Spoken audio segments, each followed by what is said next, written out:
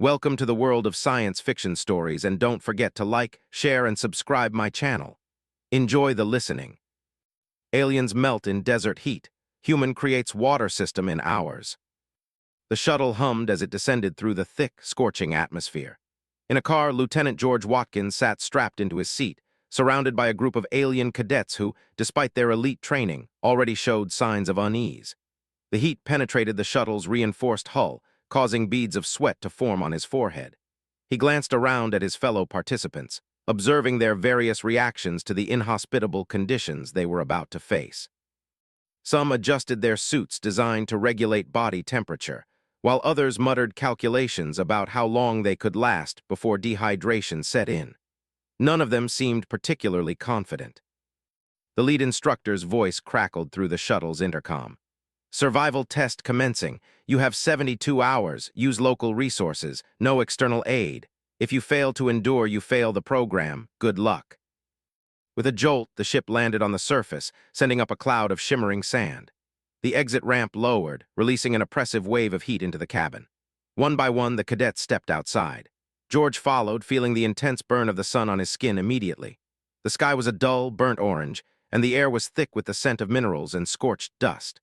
The sand beneath his boots was almost molten, radiating heat that made every step feel like walking on burning coals. He took a deep breath, the dry air clawing at his throat like a predator. Around him, the cadets fumbled with their equipment, scanning the area with their advanced visors, searching for any signs of shade or water. He, however, didn't bother with the gadgets. He trusted his instincts. The landscape was endless dunes and jagged rock formations, not a single source of relief in sight. This wasn't just a desert, it was a furnace designed to break them. One of the aliens, a tall reptilian being with gleaming black scales, grumbled in frustration. "This environment is lethal. There is no viable shelter." His voice was dry, raspy, already affected by the heat. Another cadet, a blue-skinned humanoid with large, reflective eyes, scanned the horizon and pointed towards a cluster of rocks in the distance. "That might provide some shade," she said. George adjusted the straps on his pack and started walking, not waiting for a consensus. If the others followed, fine. If not, they'd learn soon enough. He could hear their footsteps crunching in the sand behind him, a sign that at least some of them understood the importance of immediate action. The trek was brutal. Each step felt heavier than the last, the heat draining their energy with every passing second. The sun loomed above them like a merciless god, showing no signs of relenting. Sweat dripped down his back, but he ignored it. Hydration was key, and he wasn't going to waste moisture by panicking. After nearly half an hour, they reached the rock formation. The shade it provided was minimal, but it was better than nothing. Some cadets collapsed onto the ground, gasping for air. Their bodies weren't designed for these conditions. Even with their advanced biology, the relentless sun and lack of humidity were pushing them toward their limits. George sat down on a flat rock, observing their reactions.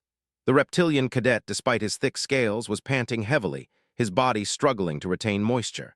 The blue-skinned humanoid wiped a thin layer of sweat from her brow, her reflective eyes squinting against the glare. Another cadet, a stocky, fur-covered alien, groaned and started digging into the sand in desperation, trying to reach cooler layers beneath. "This is unsustainable," the reptilian said. "We need water immediately." "No kidding," George muttered. He pulled out his canteen and took the smallest sip possible before sealing it tightly. The others did the same, but their rations wouldn't last long. He could already tell that some were drinking more than they should, hopping for immediate relief. It wouldn't last. "Technology," the blue-skinned cadet said, holding up a small scanning device. "We can search for underground reservoirs." George shook his head. "By the time you find something, you'll be too weak to dig." She frowned. "Do you have a better suggestion?" He looked around, taking in every detail of the landscape. The rocks, the way the sand shifted, the heat waves distorting the air, everything told a story. The answer wasn't in some scanner, it was right in front of them. "We need to work with what's already here," he said. He stood up and ran his hand along the rock's surface, noting its texture. It was smooth in some places, rough in others. That meant erosion. That meant moisture, even if it wasn't visible. He turned his gaze toward the horizon where the rocks formed natural ridges. "There," he said, pointing. "Those formations trap cool air at night. If there's moisture anywhere, it'll collect there when the temperature drops." The others stared at him, skeptical. The blue-skinned cadet crossed her arms. "You're guessing." "I'm using logic," he corrected. "I've been in places like this before on Earth. There are deserts where water exists, just not on the surface. If we find the right spot, we can harvest enough to last." Some of the cadets exchanged doubtful glances, but given their situation, they had little choice. One by one they stood, preparing for another trek under the sun. George smirked slightly. "Welcome to survival," he muttered under his breath before leading them toward their only hope. The alien cadets followed George across the unforgiving landscape, their exhaustion evident in the way their steps dragged through the burning sand. The sun loomed high above them, a merciless overseer that drained the strength from their bodies with every passing second. Even the reptilian cadet who had boasted about his species' resilience to extreme conditions was slowing down, his scales dulling as dehydration set in. The blue-skinned cadet wiped a trembling hand across her brow, her skin shimmering with sweat that evaporated almost instantly. The others fared no better, their movements sluggish, their breathing labored. George kept his pace steady, his eyes scanning the horizon with unwavering focus. He had seen this kind of exhaustion before on Earth, in deserts where only the prepared survived. If they stopped now, it would be over for them. He adjusted the straps of his pack and pressed on, ignoring the way the heat clawed at his skin like a living thing. The cadets had no choice but to follow. As they crested a small dune, the rock formations ahead came into sharper focus. The jagged spires jutted out of the sand like the skeletal remains of some ancient creature, their surfaces pitted and scarred by the relentless winds. But George wasn't looking at the rocks themselves. He was watching the way the sand shifted at their bases, the way certain crevices remained darker than others despite the scorching sun. There was moisture here. It was just hidden beneath the surface.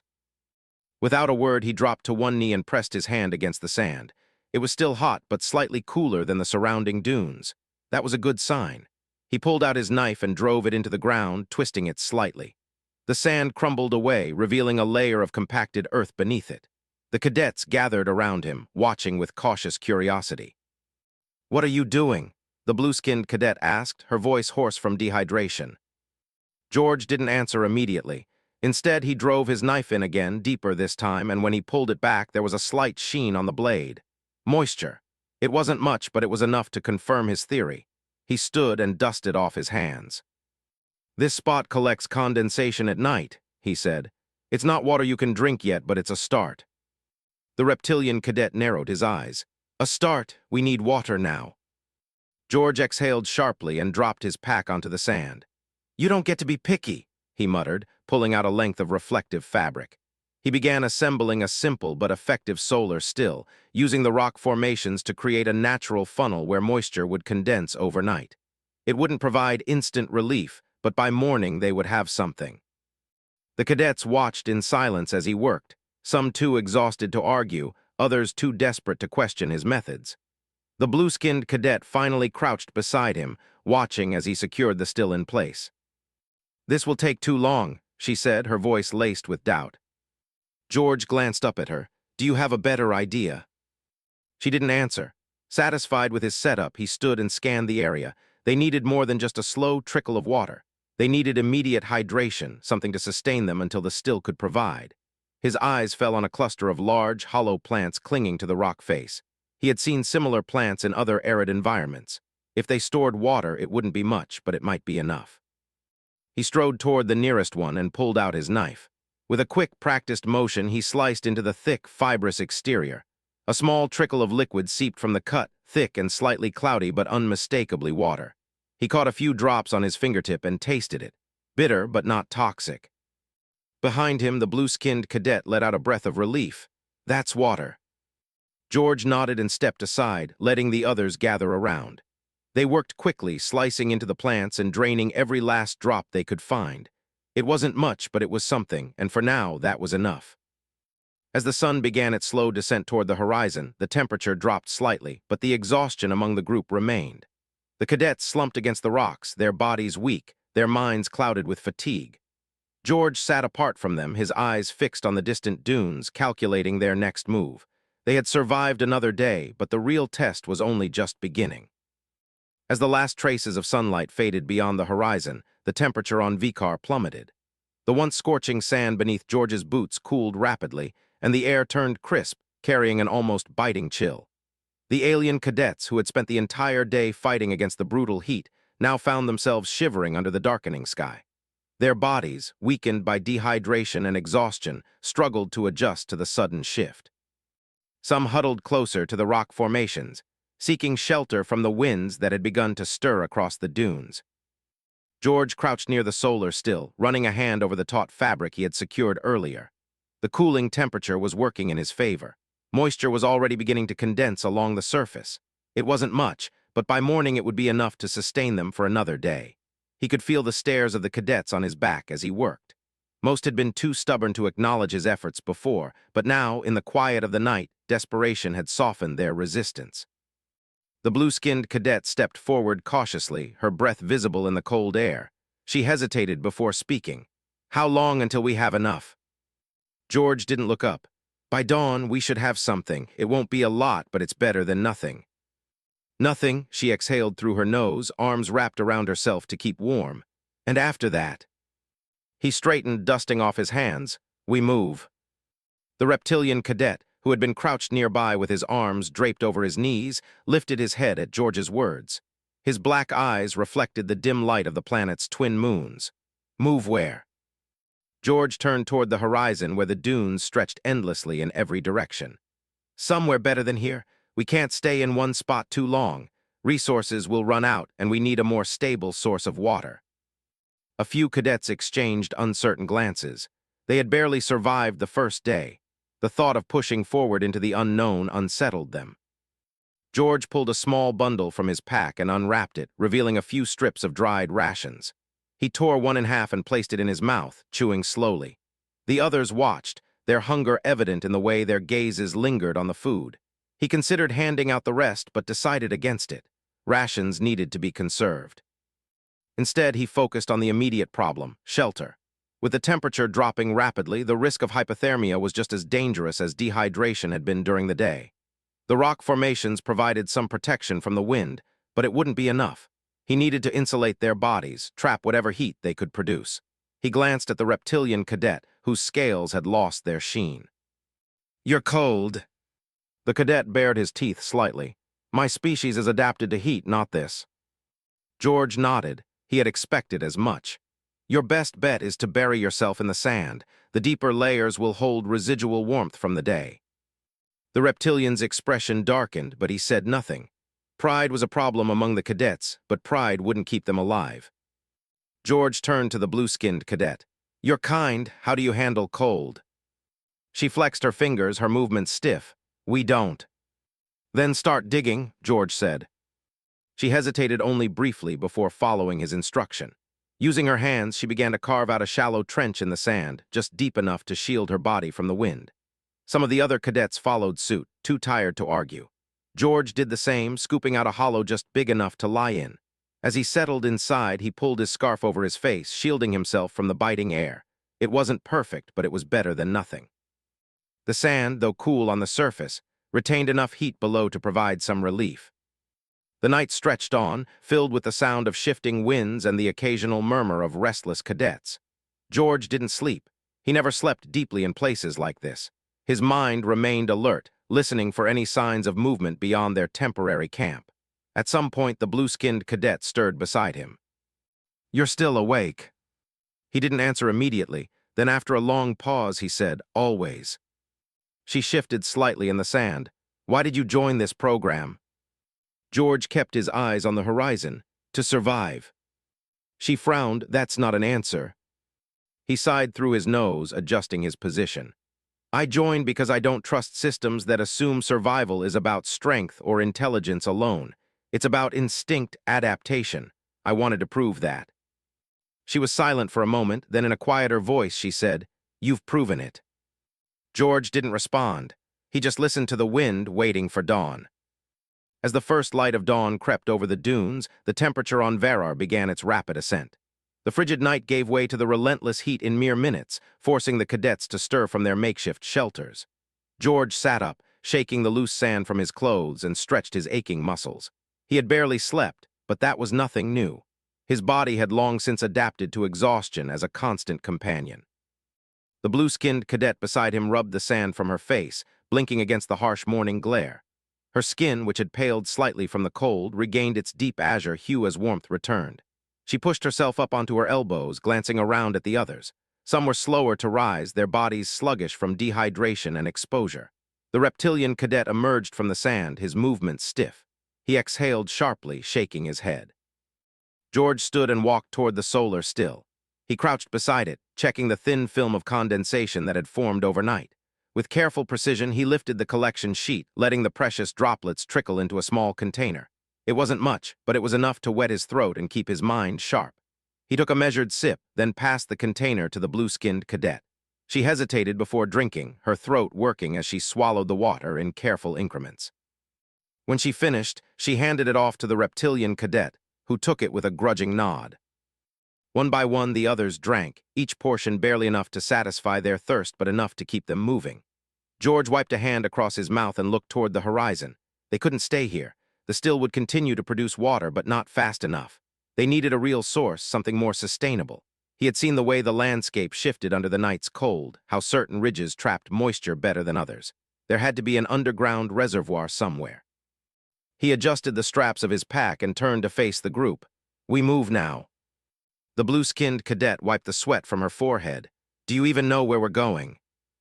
George pointed toward the rock formations further in the distance. "If there's water anywhere, it'll be there." The reptilian cadet narrowed his black eyes. "Or it could be just more sand." George's patience was running thin. He stepped closer, his voice even but firm. "You want to stay here? Fine, but you won't last another day on what little water we've got. The longer we wait, the harder this gets." The reptilian's gaze lingered on George's face, his jaw tight, but he didn't argue further. Slowly, he turned and began adjusting his gear, preparing to move. The others followed suit. Even if they didn't trust George completely, they understood the alternative. The sun was already beginning its climb as they set out, the temperature rising with each passing step. The sand, once cool from the night, quickly turned into a burning expanse. Each footfall sent up small clouds of dust that clung to their skin, coating their clothes in a fine layer of grit. George kept his pace steady, always watching the terrain ahead. The rock formations loomed larger as they approached, jagged and ancient, their surfaces worn smooth by time.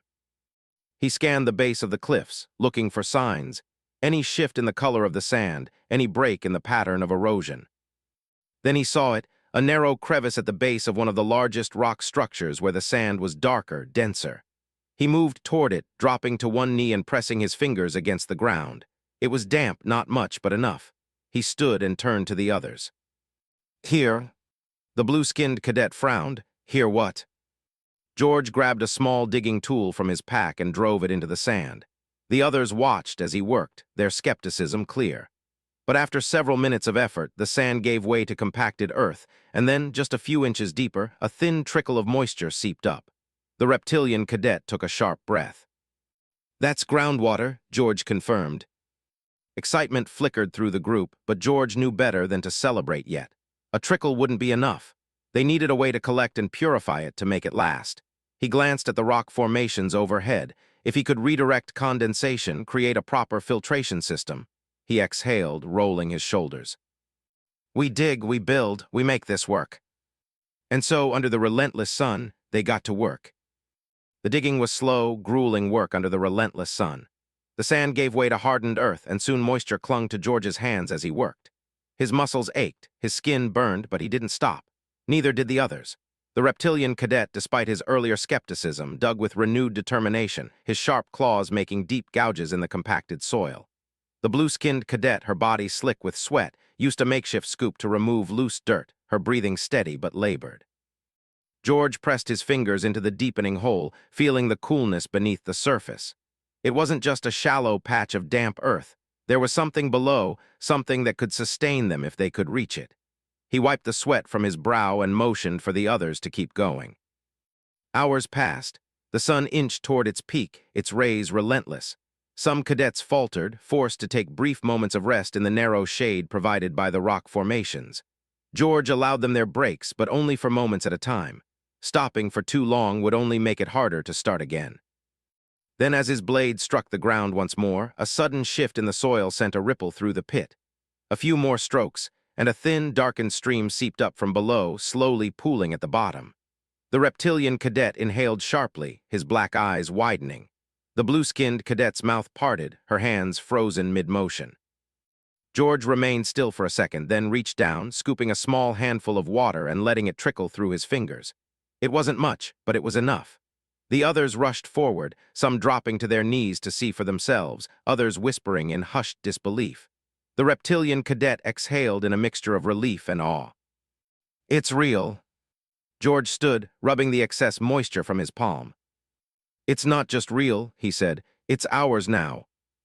The blue-skinned cadet blinked up at him. "How do we make sure it lasts?" George glanced around at the rock formations, considering. They couldn't just drink straight from the ground. The water was mixed with sediment, and without proper filtration it could make them sick. But they had supplies. Between their ration kits, their gear, and the environment around them, there was enough to build something sustainable. He motioned for the others to start gathering materials. They stripped fabric from their packs, carved out thin channels in the dirt to redirect the water, and assembled crude filtration layers using fine sand and heated rocks to purify each drop they collected. It wasn't perfect, but it would work. Hours passed, and as the sun began its slow descent, the first drinkable portions were collected. The cadets passed the water carefully between them, each taking small sips, their bodies desperate for hydration. No one spoke much as they drank. There was no need. George sat back watching them, watching how the cadets who had once doubted him now followed his lead without hesitation. It wasn't about authority. It wasn't about proving anything anymore. They had learned, adapted, and endured.